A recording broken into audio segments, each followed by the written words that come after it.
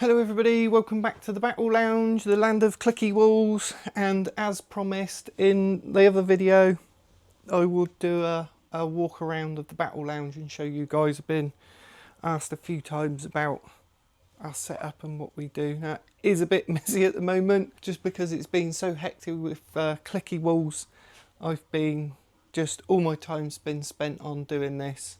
I haven't had time to sort of tidy up, so I apologise for the mess in advance.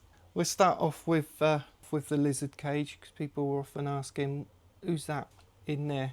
Can't really see him, he's hiding. I'll get the camera in, he'll probably hiss at me. This is a blue-tongued skink. He's shedding at the moment, so he's super angry at the moment. Yeah, he's just sunning himself there under the rock. His name is Drixt. Sure many of you get the reference. He's got a dry, hot area this side, and then he has a very humid, tropical area this side, where he goes when he needs to cool down and get some moisture. And then we've got a bank of units at the top here, which this side is all the gubbins for running his tank, the lights and things. We've got a few old models up there. We just tend to use this for storing all the little bits that we use. Oh, we got a couple of boats up there. This is our dirty painting sink. And then we got some polystyrene scatter terrain, all our trees up the top there, and our little graveyard bits and pieces there.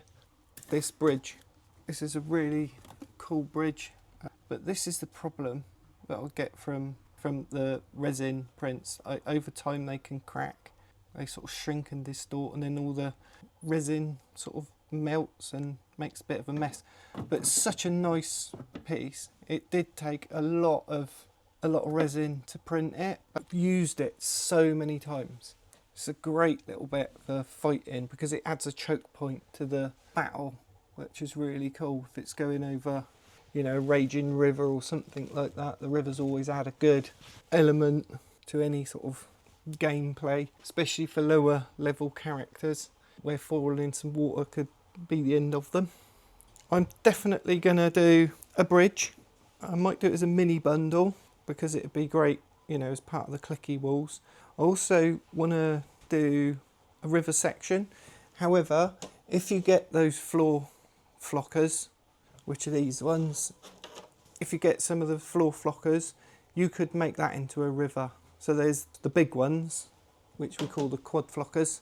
You could make a river running through the middle of that, or you could get the double flocker, which is half that size, or a single flocker. And you could make your own rivers. You could, because these are deep enough, they're deep enough that you could put, maybe you could use plaster, or you could use milliput would be good, because that set's really strong, or you could use any of those types of products, create your little banks, paint it all up and flow some resin in there, and then you've got yourself a little river tile. I'll probably be doing some river tiles at some point, but the trouble with me doing them, this is a very kind of, I don't know, what would you call it, it's sort of isometric, isn't it? It's not, I'm not using much detail in these, so I think I'll probably do a video on creating those rivers in the flocker trays, because that's probably the best way to go with it. Anyway, that's that side. So then work this way round. So I've got my nice steel cast chair. It's so comfortable, this thing. When you sit down, it all moulds to the shape of your back. It's a really good quality chair. Got the obligatory fan when it gets hot in here. I've got my 3 monitor set up with my PC. When we're playing D&D, as you can see, this middle one is on an arm, and so we pull it out. I might as well just do it now. So difficult doing this one-handed, but we pull it out essentially, move it over here,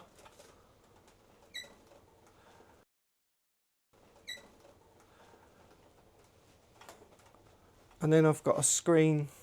I move it around a little bit more than that, I'm just struggling because I've got one hand. So when I'm sat here DMing, I've got my screen that's then hidden from the players that are sat around the table. I can get all my bits and pieces up on there. I can run my music, you know, the background music. I've got sound effects and things. Also got a stream deck, so I can change the lights and things like that on there when I'm playing. So with the lights, we just look up there. I've got various lights set up. There's spotlights and a lot of them are Philips Hue as well, so I can run those all from my stream deck or off of my phone or off of the actual PC itself.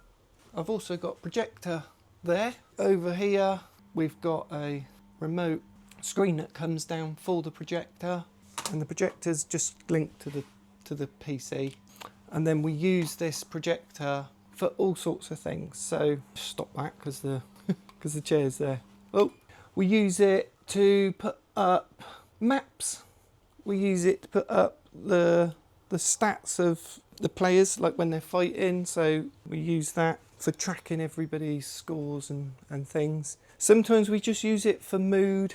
So if let's just say we're on the side of a mountain, it's snowing, we'll just have a blizzard sort of scene running on the screen, so it lights the room up and you get all the sound effects, obviously all the wind and everything blowing, and that adds a nice sort of atmospheric feel. I've done a really cool one once as well. I had the games where there's things hidden all around in the screen and you've got to find them. I did something a little bit like that. It was an old witch's grotto type thing, and they went in, they just brought it up and it had all these weird objects and things in there. They had to figure out what was in there and inspect everything, and there were weird objects, and that was quite a good session, that actually. Quite easy to do as well. Be even easier these days with AI, and you just get it to create what you want, an image like that, and you just whack it up. So with the table, you've probably seen this in other videos, the table is just like a giant dolly. Used to have a square table, which was this. It was a big oak square table, and then we had a rectangle type on the top. That worked really well, but then I changed it. So the square table, I chopped the sides off, I added some more bits in. I had to put some makeshift sort of legs on it, but it's solid. And then I made this turntable on the top. So this is all solid oak. It was a big wide oak worktop breakfast bar. Just matches all the other oak that I've got in here, like the kitchen, etc. But this top bit, it was just a couple of bits of, I think it was plywood, could have been MDF, I can't remember now. And it's basically on a giant dolly, which I bought the thing on Amazon. It's like this metal round thing. It just sits on there, and honestly guys, this is so good to use. I put some of the faux leather on, put some strapping around just to hold it all together, make it look neat. As you can see, little E there, I just put the compass points on, so when this top bit isn't on and we're just playing on there, sometimes we might be just using the tiles on there. If you're going for a dungeon or something, it's really cool having those compass markers, so when you're spinning the table round, you don't lose track of what direction you are. It works really well. So when the players are playing, so let's just say we got the players here, got a couple of characters, and as it goes to the next player, if you're working together, you can just move it round to the next player, and then when they've had their go, you move it round to the next player. Or the DM, if he's controlling the beasts that are attacking them from multiple angles, it's easy for the DM to just go round and do that. Yeah, it's just really cool. But it's also good if you are sharing food or snacks. Here you go, have some jelly beans. That's been brilliant, works really well. And I've got lighting underneath as well, of course. We've actually got lighting under the big table as well. We've got a big light under there, different lighting to set the mood depending on what you're doing at the time. I've got switches all over the place, so we could just use this switch for example, and then straight away pressing the button will just change the mood depending on what it is that you're going for. So like that, it's nice moody night light. Obviously I've got the lizard tank on in the background, but I can turn him off as well. I've just got another button for that. So that's just another way of controlling the lights, just with the Philips Hue buttons. I have one here on my desk as well. This does different settings than the other one. Yeah, that's doing something. So that's just changing. This one just changes certain lights. and not all of them. So if you've got main lights set up, for example, this strip light's turned off, this one won't turn that on and off. So it will, actually, if we do that, so we turn everything off, and then that's the light in. Oh, mate made this for me. This is really cool. It's a skull lamp. It just sits on a little light there, but it's also glow in the dark. So it sort of charges up. Cheers, Justin. So what else have we got? So in here, we've got loads of these banker boxes, and we use these quite a lot for gaming. So these are just polystyrene sheets. They're nice and lightweight. They're a little bit bigger than our floor flockers, but some of them are smaller. Some of them are square. Some of them we've cut to weird sort of shapes and sizes. They're good because they're nice and quick, easy to store, lightweight, quick and cheap to make. But now I've done the ClickyWalls, I'm probably not going to use these much, to be honest. I'll probably end up replacing a lot of them with the ClickyWalls sort of situation. So that's another idea actually with that. You could cut a bit of foam, fit it into that, and then you can dent it, roll it, whatever you're going to do, and then it becomes all part of the same system that clicks together. So essentially got a piece of foam that will now click together in one system. Underdark tiles in there, which are like the other tiles, but they're a little bit more chunky, and they're designed to sort of stack up a little bit like these. These are our sewer tiles. These are just all made out of, they're just blocks, and again you can stack them up and things like that, so they're quite good. More just different types of tiles. Now in this cupboard, so my wife uses this place, obviously she plays D&D with us as well, but she also has her friends come over and they have games night, and that's what's in this cupboard. Just games, loads of games, all sorts in there. Obviously we've got some of the Warhammer in that as well. Then we come to the kitchen area. Obviously I make my coffee here. We'll be putting a boil tap in soon. Box of filament that's just arrived. Got loads of that. I'm doing loads of work out there at the moment, so I've got a lot of my tools are here as well at the moment. I'm just walking around here. This is a new printer that I've just bought. 200 quid, bamboo, 10 rolls of filament with it, so it's 300 quid. It's got me up and running, and what I'm currently doing is I'm going to see how many prints I can get out of the bamboo. I'll do another video about that as we get on. This is the first print, and this is the hovel. So the hovel is on Bamboo Lab Studio. It's free. It's all the parts that are used in the free STL that you get with the tavern. The hovel is like those first few bits that you need. So on this one print bed, you get the floor, you get the roof, you get the 4 walls, and I think there's a chimney on this one as well. And then you get like the wall connectors and everything as well. So that one print will give you one little building, and you could just print off, you know, as many of those as you want, put them together in any sort of way that you want, which is really cool. It says it costs about 7 quid in filament, but that's if you're spending like 15, 16, 17 quid on a spool. But if you buy it in bulk and you'll get them for about a tenner, it's probably going to cost you about 3 or 4 quid in filament to print a hovel. It takes about 14 hours. So it's been going for about an hour or something already, maybe a bit less, I don't know. But yeah, about 14 hours, so stick it on in the morning. By the time you get home from work, it'll be done. If, like me, you do 15-hour shifts. Right, this is our painting station. I don't know, I've turned all the lights off now. We're back. So the main lights are up there. They're like, we've got a big orange spotlight that shines up on this wall by the Millennium Falcon. And then we got another blue one up there which shines up on this wall. But if you press them too many times, too quickly, they reset themselves and start flashing like an idiot. So yeah, we'll have to fix that now.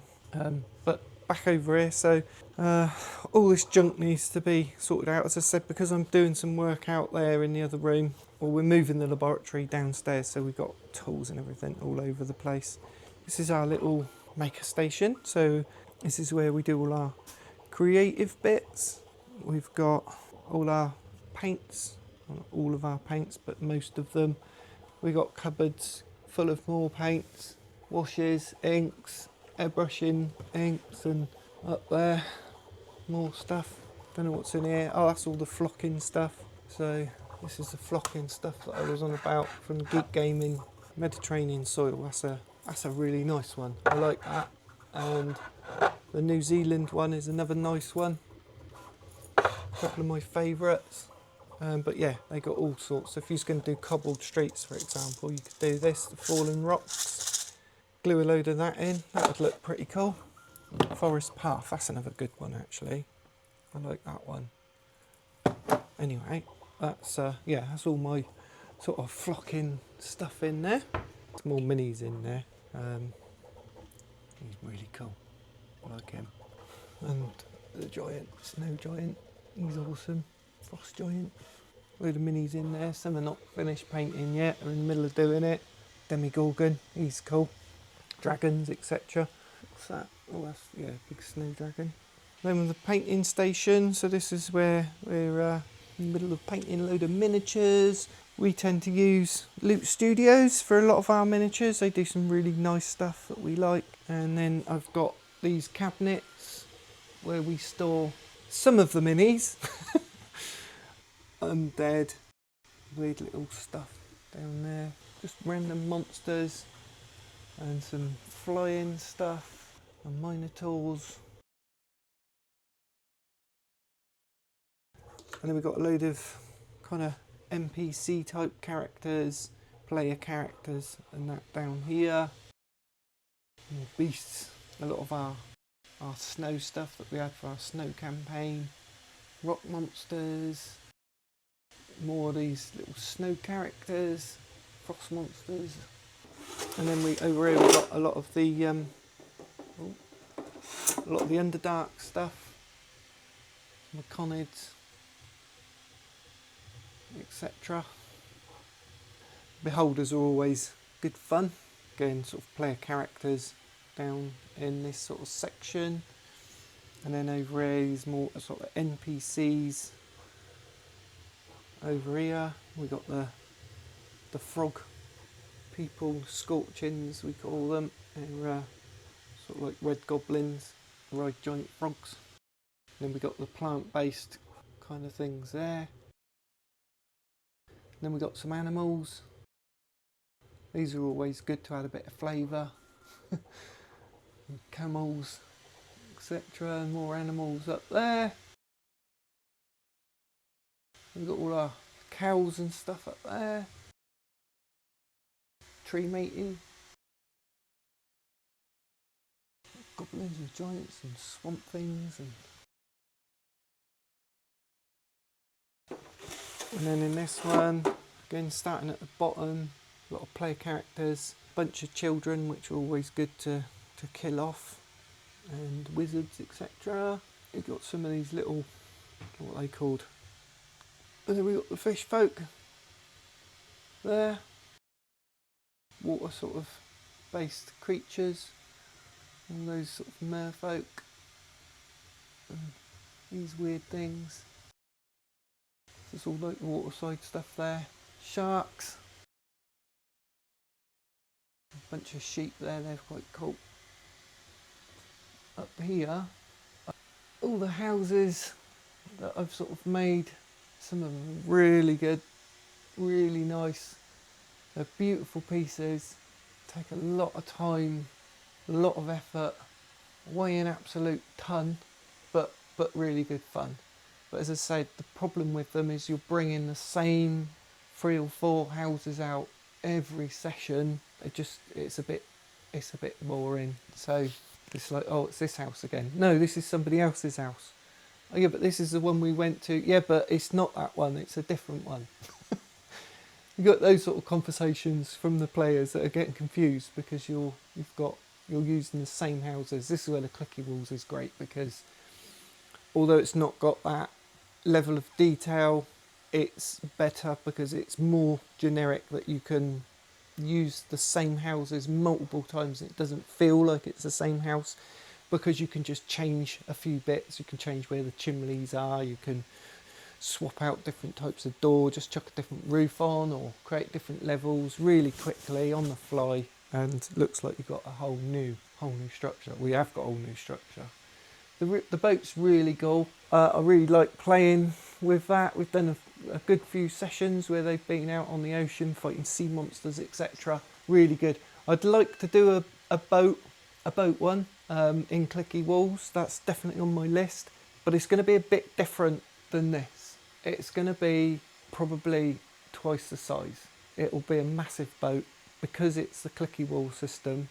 All the walls will just click together. So, well, you'll be able to do it any size you want, but it'll be a great piece to play on because it are big rooms so that you can multiple levels, etc.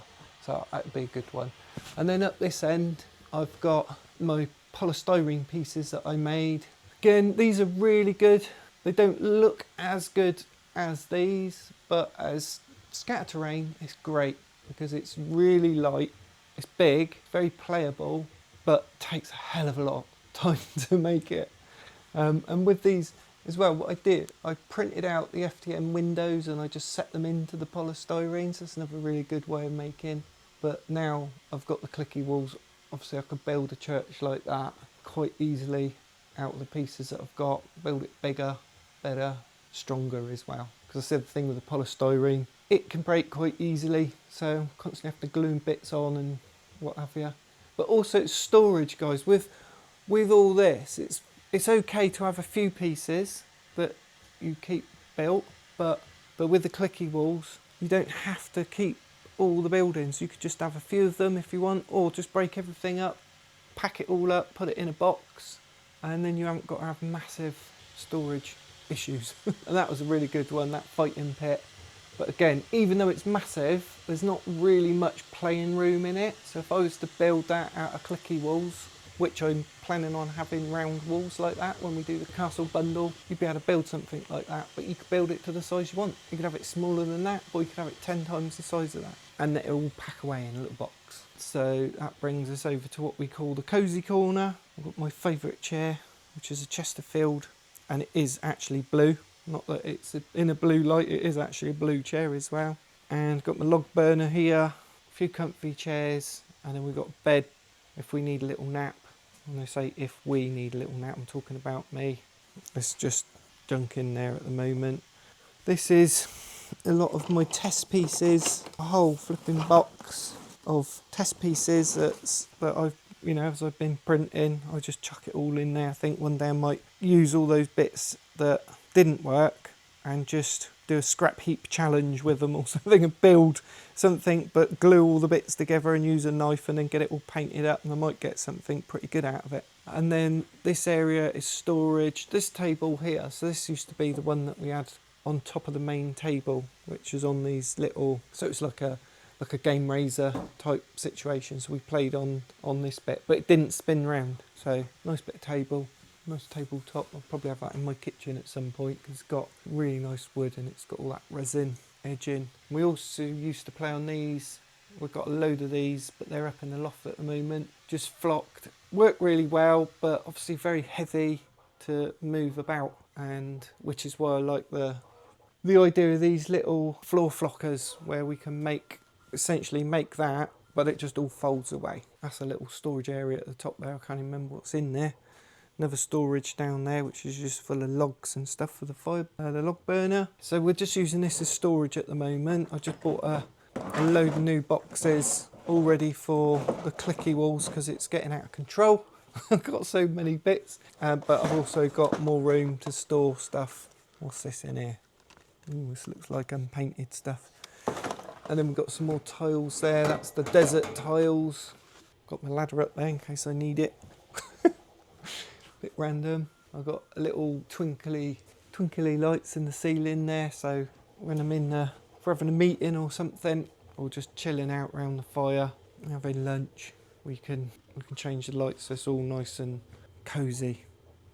Hence the cozy corner. Then here we've got a tree, a fake tree, which I made out of an old tree, a real one, just with some fake leaves that goes across all the beams. And it goes up this spiral staircase. I built this as well, actually.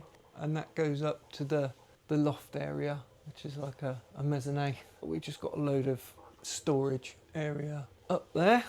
I've got this contraption here I was working on. This is basically a giant ultrasonic unit in there, and it's designed to go up in the loft, but I've not finished it yet, so it's nearly done. I'll just connect the water up to the tap. There's a stopcock in there so that once the water gets to the right level it stops, and then there's the large ultrasonic unit which then pumps out the fog, and the fog is blown by that fan which blows it out through this hole, so it all comes out there. So in our video, if you look at the main video on the website, it's got on the ClickyWalls website, got loads of fog and mist, and it was that beast that did that. But I'm gonna set it up there in the loft, and then it's gonna come down through a hole in the ceiling somewhere. Hang on, I've gone the wrong way.